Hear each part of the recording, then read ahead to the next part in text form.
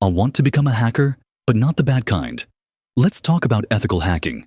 How you can hack legally, protect systems, and even get paid for it.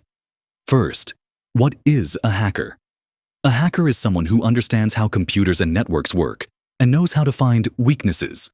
But there's a big difference between a criminal hacker and an ethical hacker. There are three main types of hackers: black hat, gray hat, white hat. Here's how to start your journey into ethical hacking. Step by step, learn the basics of computers and networks. Understand operating systems like Linux and Windows. Study TCP on IP, firewalls, DNS, ports, and protocols. Learn programming. Python is great for hackers. Study cybersecurity tools like Wireshark, Nmap, Metasploit, Burp Suite. Use TryHackMe, Hack the Box. These platforms give you legal environments to hack and learn. You can work as a penetration tester, cybersecurity analyst, bug bounty hunter. So, do you still want to become a hacker?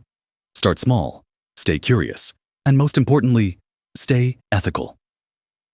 If you liked this video, hit the like button, subscribe, and let me know in the comments if you want a full beginner hacking tutorial.